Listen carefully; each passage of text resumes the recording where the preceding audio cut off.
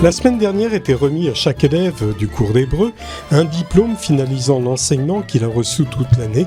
Et pour ceux qui suivent cette émission en vidéo, les images de ce bon moment défileront tout au long de l'interview. Pour nous parler de son enseignement, de ses motivations, de ses orientations, de ses cours, j'ai fait appel à celle qui les dirige et enseigne, Eva Moyal.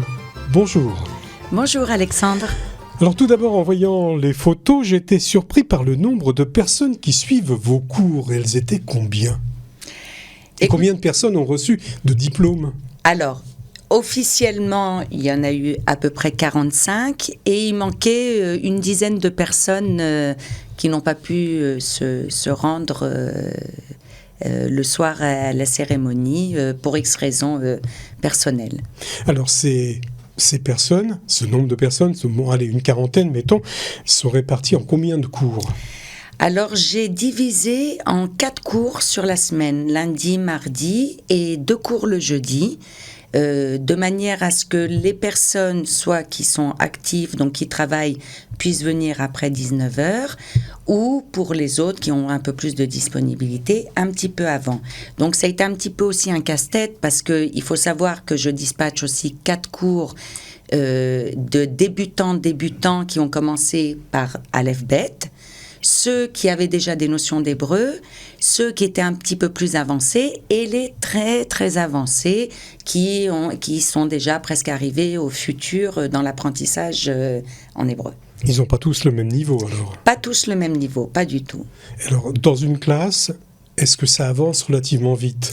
Ça avance très vite. Même si on n'a pas tout à fait le même niveau. Tout à fait, ça avance très très vite parce qu'il y a toujours un moteur. Et il y a toujours un moteur et puis c'est pas quelque chose qui est obligatoire. Ça veut dire que déjà les personnes quand elles viennent, elles veulent apprendre. Ça veut dire elles sont motivées. Elles ont cette motivation et on peut pas faire des miracles. Même si je suis aujourd'hui en mesure d'apprendre en 4 cours ou 5 cours la lecture et l'écriture, s'il n'y a pas un travail derrière, bien entendu. Je ne suis pas dotée d'un don de magicienne qui peut permettre une lecture fluide. C'est un travail constant, comme si vous rentrez au CP et puis que vous apprenez, à l'école, c'est la même chose. Et avec les cours à la maison. Tout à fait. Les leçons à la maison, du moins. Est-ce qu'il y a un profil type de personnes que vous pouvez définir comme ça, d'élèves qui viennent vous voir ? Alors, pas du tout, parce que je peux avoir des très jeunes, quand je parle de mes cours adultes, ça peut partir depuis l'âge de 20 ans, et après jusqu'à avoir des retraités, ou voilà. J'ai pas de profil type, mais ils sont tous actifs et super dynamiques, quoi. Alors, pour enseigner, quelle a été votre propre motivation, et comment vous avez envisagé votre rôle d'enseignante ? Alors, au tout début, je ne me voyais pas du tout, et je ne me vois toujours pas en tant qu'enseignante, puisque je pars du principe qu'on est dans un échange et dans un partage humain, même communautaire.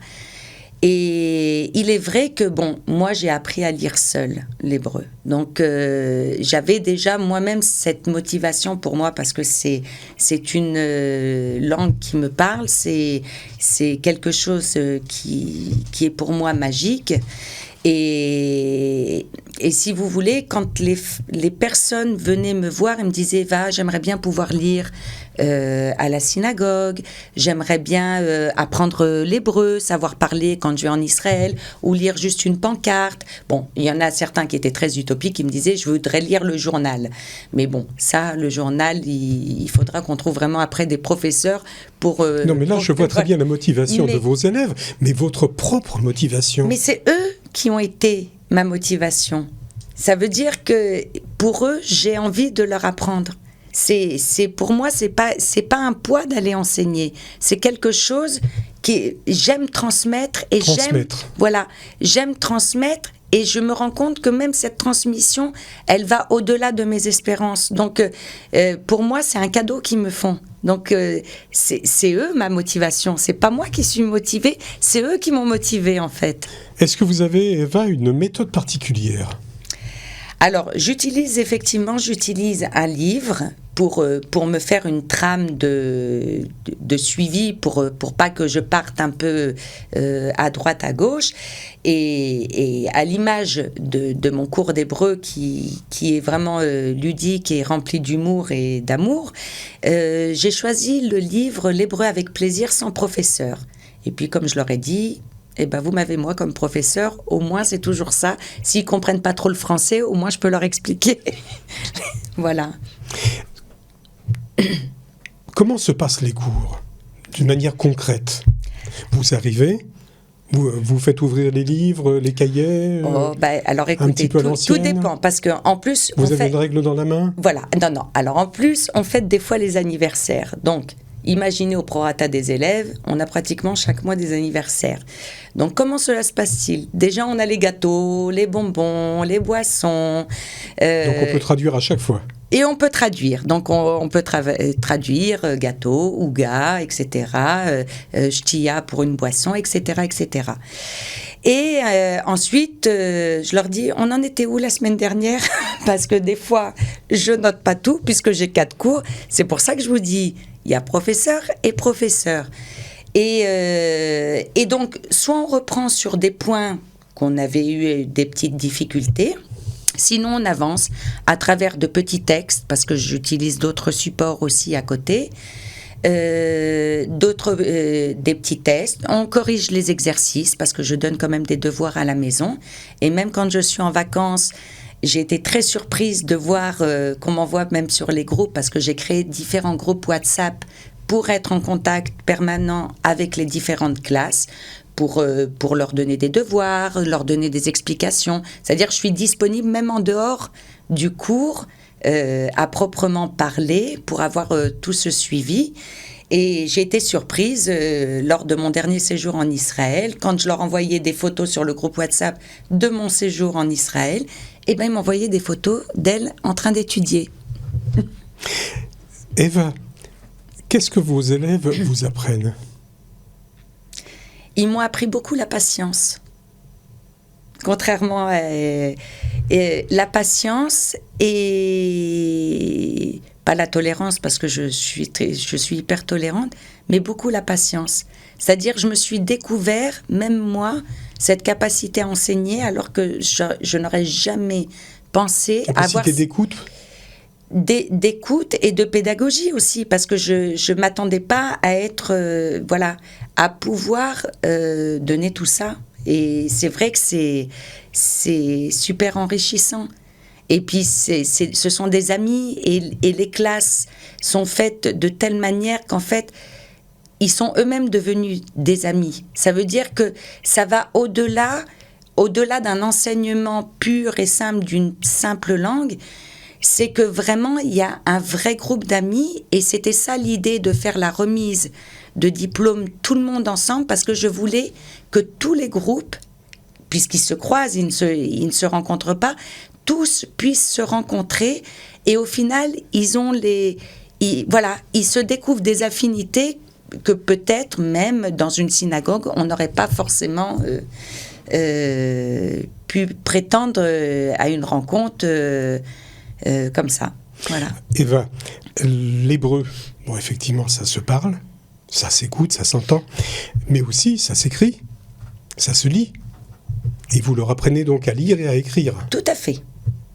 Mais ils n'ont pas de pression non plus. Ça veut dire qu'ils apprennent l'écriture cursive, comme on apprendrait l'écriture écrite en français, mais ils ont la liberté même d'écrire en phonétique s'ils sont plus à l'aise. Et c'est ce que je leur dis. Et puis je suis surprise qu'en fait, d'eux-mêmes, ils s'attachent et ils essayent, même s'ils râlent, hein, parce que j'ai des râleurs quand même dans le cours. Hein. Mais des râleurs, quand je dis râleurs, c'est avec un petit rectus et avec beaucoup d'affection. Ah non, mais moi j'écris pas. Et au final, ils viennent au tableau et ils écrivent. Voilà. Eva, juste le temps de m'équiper, et il y a Myriam et Lydia qui sont là avec vous. Alors, on va les faire peut-être témoigner de votre enseignement. Avec plaisir, d'autant plus que j'ai essayé de trouver 2 niveaux totalement différents. Myriam a été débutante cette année dans ma classe. Et Lydia, elle fait partie des on va dire, les pionniers. Voilà, des premières inscrites dans mon cours d'hébreu. Et je suis fière qu'elles aient pu venir aujourd'hui. Et je suis fière de tous mes élèves, de toute manière. Voilà, merci. Myriam, bonjour. Bonjour. Lydia, bonjour. Bonjour. 2 élèves alors du cours d'hébreu d'Eva. J'ai 2 questions à vous poser. La première, pour enseigner, il faut une certaine aptitude alliée à un sens pédagogique. Myriam, est-ce que c'est ce que vous avez ressenti auprès d'Eva ? Tout à fait. Et déjà, je la remercie de m'avoir accepté à ce cours parce que c'est difficile de trouver des cours d'hébreu, qu'on le veuille ou non. Et Eva, premièrement, me met tout de suite à l'aise, donne envie d'apprendre.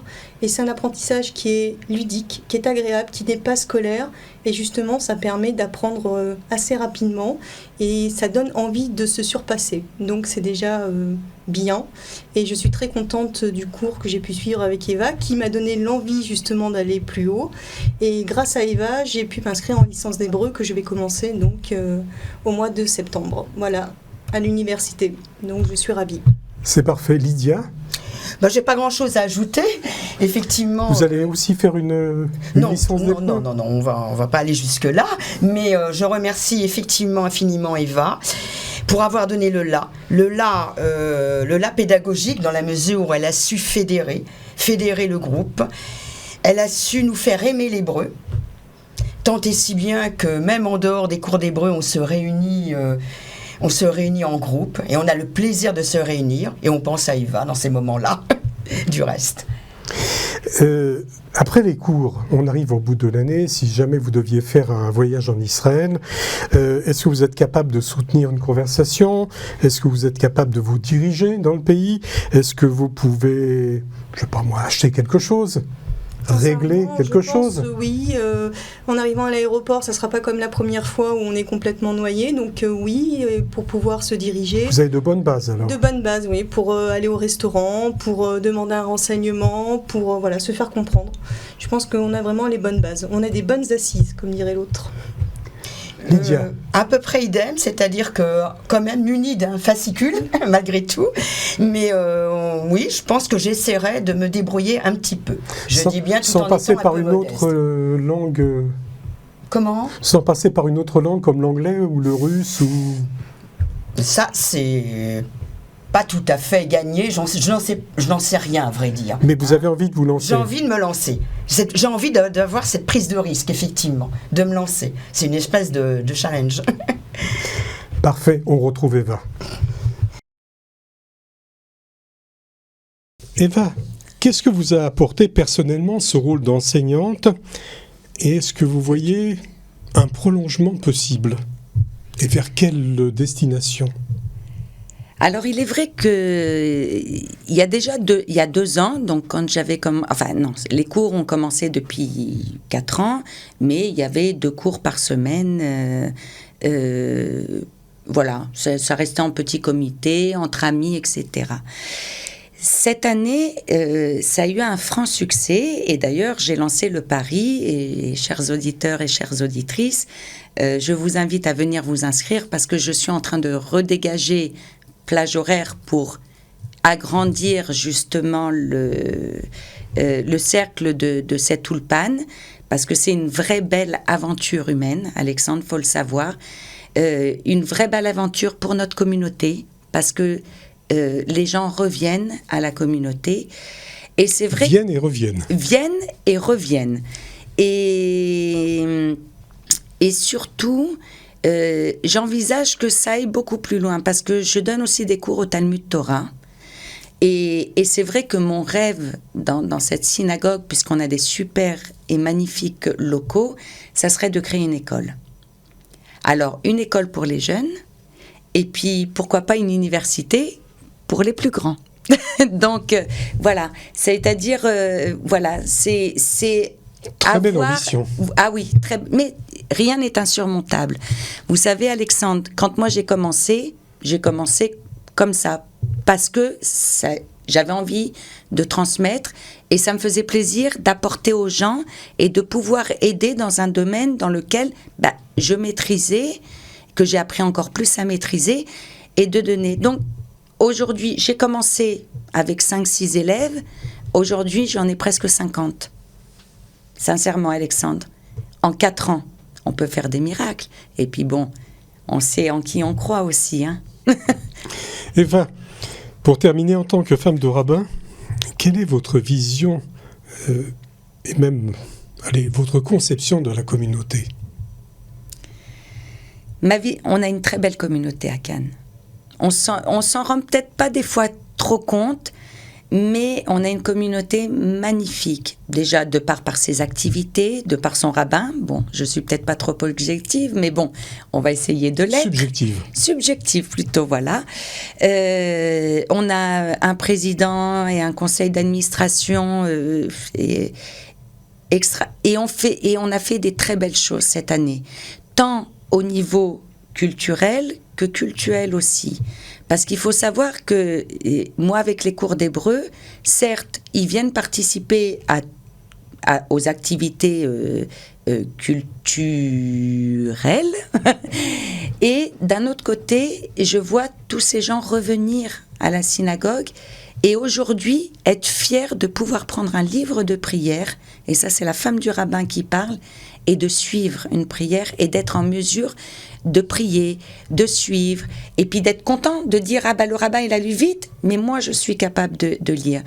Et je ne vois que du positif, et je suis très ambitieuse pour notre communauté parce que elle ne va cesser de grandir, elle va avancer puisqu'elle avance tout le temps, que ce soit par nos moyens technologiques comme nous ici, et que par toutes les bonnes volontés qu'il y a. Moi, ce que je veux, c'est que chaque Neshamot est importante.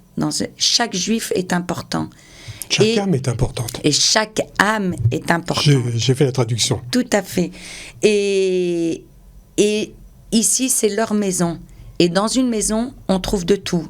On trouve de la télévision, on trouve des rires, malheureusement des fois des larmes, mais on est là. Ici, les gens, il faut que la communauté sache qu'ici, c'est leur maison et que toutes les idées qu'ils peuvent donner, eh ben, on mettra tout en œuvre parce que les gens, ils sont pleins de bonne volonté. Les 3/4 de mes élèves sont bénévoles à la synagogue. Ils viennent, ils donnent du bénévolat, ils prennent même le ticket pour aller. Donc ça ne peut être que mieux. Et je pense pas que ce soit une grande ambition. C'est la lignée tout court pour notre communauté. C'est de grandir et de prospérer. Avec l'aide de Dieu, une école, parce qu'il faut qu'on ait la relève.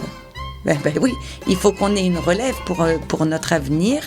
Et puis, je vous dis, une université, pourquoi pas comme ça se fait dans les grandes villes, parce que, comme le dit en hébreu, le mot Cannes veut dire ici.